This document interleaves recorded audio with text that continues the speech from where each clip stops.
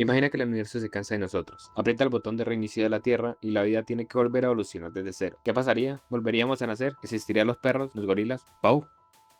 Stephen Jay Gould, un famoso paleontólogo, se preguntó hace mucho tiempo esto. La respuesta a esa pregunta nos lleva directamente a entender cómo funciona la naturaleza y la evolución. Si volviéramos a reproducir la vida, muchas cosas cambiarían, pero otras serían idénticas. Y no porque sí, sino porque las leyes de la física y el entorno obligan a la biología a repetir sus respuestas. Para descubrir si nuestras vidas ya tienen un rumbo trazado, es necesario comprender tres conceptos claves para describir el pasado: la homología, la evolución paralela y la convergencia evolutiva. Primero, la homología. Esto es cuando dos animales usan la misma estructura que heredaron de un mismo ancestro, pero para cosas distintas. Por ejemplo, nuestros brazos, el ala de un murciélago y la aleta de una ballena, si los ponemos bajo rayos X, los huesos son prácticamente idénticos. Tienen cúbito, el radio, los metacarbos, todo está ahí, pero organizados para funciones completamente distintas. Luego está la evolución paralela. Esto ocurre cuando dos especies que sí comparten un ancestro reciente desarrollan de forma independiente la misma característica, partiendo desde un punto de partida ya similar. Un ejemplo de esto se encuentra en este paper, en donde se evidencia que el ratón de bolsillo de roca normalmente tiene pelaje claro y vive sobre rocas claras en el suroeste de Estados Unidos y norte de México, pero en algunas zonas esos ratones viven sobre flujos de lava que son campos de roca volcánica solidificada,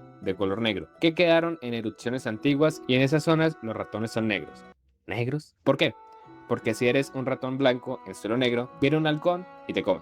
La selección natural no tiene piedad. Lo loco es que en distintas poblaciones de ratones separados por cientos de kilómetros de distancia se volvieron oscuros de forma independiente. Mismo ancestro claro, mismo suelo negro, misma solución. Pero si quieres ver esto a nivel macro, mira Escocia. Según este estudio, en las islas Cinquildan y Shetland viven unos pajaritos llamados chochines que sufrieron gigantismo insular. En el continente ser pequeño ayuda, pero en una isla sin depredadores, ser el más gordo y gran demanda. Esos chochines pesan casi el doble de sus parientes normales, tienen picos enormes y son más grises. Y aunque se ven idénticos, el ADN mostró que colonizaron las islas por separado. De hecho, solo comparten cerca del 3.6% de su genoma. El aislamiento los empujó de forma paralela a volverse unos tanques. ¿Y cómo sabemos que no era un rasgo familiar? Porque en las islas de al lado vive el chochín de Fair Isle, y ese sigue siendo un enano. Pero aquí es donde la evolución se vuelve descarada, pues tenemos la convergencia evolutiva. Esto ocurre cuando dos especies que no tienen nada que ver, ni ancestros cercanos, ni contactos, ni apellidos, desarrollan de forma completamente independiente la misma solución a un problema biológico.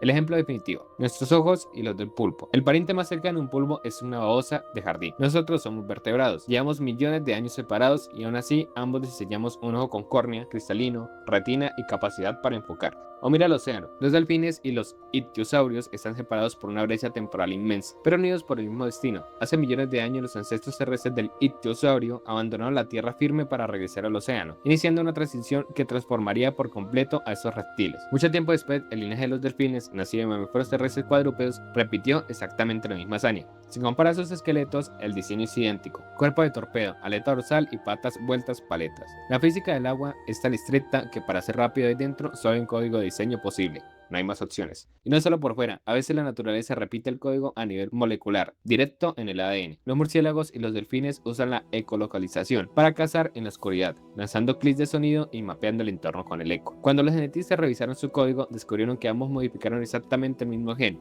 el gen PRESTI, cambiando los mismos aminoácidos. Es como si dos programadores en partes distintas del mundo, usando lenguajes diferentes, escribieran las mismas líneas de código exactas para resolver el mismo bug. Pero eso no solo le pasa a los animales. De acuerdo con este artículo, las plantas también juegan bajo estas mismas reglas cuando el tiempo y el clima las acorralan. En las cumbres de las cordilleras de los Andes chilenas, a más de 3000 metros de altura, el invierno es tan largo y agresivo que la ventana de tiempo para reproducirse se reduce. Aquí, la presión del entorno es tan brutal que ha borrado el pasado familiar de las plantas, obligándolas a cambiar biológicamente. ¿Cachai? En las zonas bajas, las plantas se toman su tiempo y florecen de manera normal, pero en las cumbres andinas, el invierno es eterno y el de hielo se retrasa hasta 2 meses. Cuando la nieve por fin se retira, la ventana para reproducirse es muy corta. Si las plantas de las cumbres esperan acumular el mismo calor que sus parientes de abajo, florecerían en pleno congelamiento y morirían. La solución de la naturaleza: una convergencia evolutiva comunitaria. La vela atropurpurea lleva millones de años en las cumbres. Florece justo después del deshielo. No es una adaptación nueva para ella, es simplemente lo que su linaje siempre hizo. Lo interesante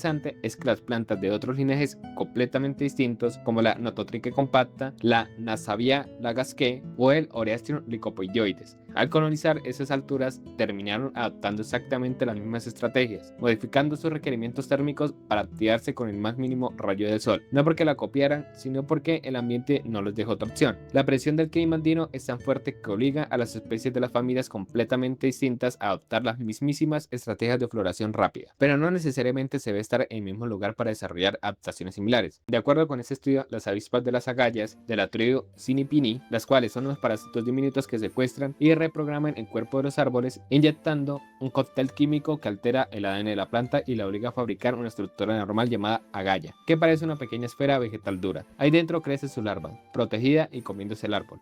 Una avispa, la Plagiotruchus querculitis, se encuentra en el viejo mundo más o menos en el noroeste de la península ibérica, mientras en México habita otra llamada Neuroterus fucifes. No tienen nada que ver, pertenecen a géneros distintos, están en clados filogenéticos diferentes, atacan árboles distintos y viven en lados opuestos del planeta. Sin embargo, ambas especies evolucionaron de forma independiente para desarrollar la misma fórmula química.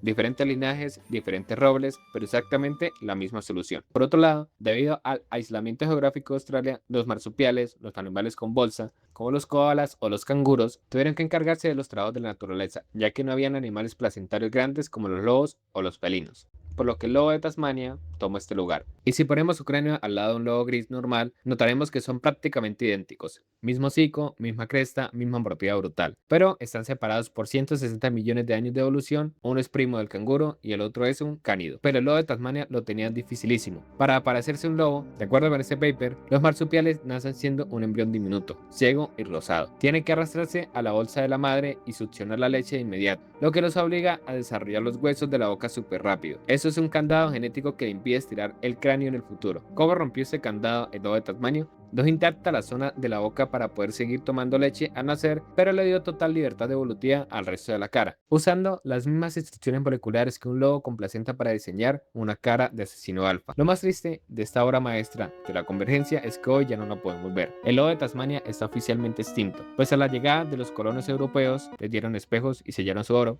Mentira, se desató una campaña despiadada de exterminio motivada por recompensas económicas, ya que según ellos se comían sus ovejas. Sin embargo, más tarde descubrieron que el lobo de Tasmania tenía la mandíbula demasiado débil y apenas le alcanzaba para derribar una zarigüeya. El último ejemplar, llamado Benjamín, murió de hipotermia por negligencia de sus cuidadores en un zoológico en 1936, apenas 50 días después de que el gobierno aprobara una ley para protegerlos, borrando así un diseño evolutivo perfecto en menos de un siglo. Ejemplos de convergencia hay muchos, como el topo europeo y el tomo marsupial, la ardilla voladora y el patauro de azúcar, el oso hormiguero y el numbat, los cactos y euforbias, y por supuesto la carcinificación, donde todo quiere evolucionar a cangrejo. Pero el video sería muy largo, así que después. Pero entonces, si se rebobinara la Tierra y la evolución se repitiera, ¿tendríamos las mismas especies? Depende. Gould planteó lo que se conoce como el experimento mental de repetir la cinta de la vida, que expuso principalmente en su libro Wonderful Life, inspirado en los fósiles de Burgess Shale. Argumentaba que muchas de esas escrituras extintas del Burgess Shale estaban tan bien adaptadas como las que sí sobrevivieron. No murieron por ser inferiores, murieron por accidentes históricos y cambios ambientales impredecibles, por lo que su postura era que la evolución está dominada por el azar, en donde debido a pequeños accidentes, extinciones masivas, mutaciones puntuales que en su momento parecían insignificantes, harían que tuviéramos 1000 resultados completamente distintos cada vez, por lo que la aparición de algo como el ser humano no sería un destino inevitable de la evolución, sino un accidente altamente improbable que difícilmente se repetiría. Pero, ¿tiene razón? Otro paleontólogo llamado Conway Morris planteó en este libro que no está del todo de acuerdo con Gould, y honestamente, después de todo lo que acabamos de ver, yo tampoco. Pues Gould subestimó cuánto puede la física, la química y el entorno obligar a la biología a converger en las mismas soluciones una y otra vez. Aunque tal vez no existieran las mismas criaturas de hoy, sí habrían criaturas similares, según Conway Morris. Y es la misma conclusión a la que yo llego después de ver todos esos casos donde la convergencia es la prueba de que hay un número limitado de buenas soluciones, y la vida las va a encontrar una y otra vez, sin importar quién empieza la carrera. Así que si rebobináramos la cinta de la vida, no tendríamos los mismos animales, pero probablemente tendríamos algo que se le parece mucho, como un humano con forma de alien, cara de lobo, ojo de pulpo y bata de científico haciendo exactamente lo mismo que nosotros.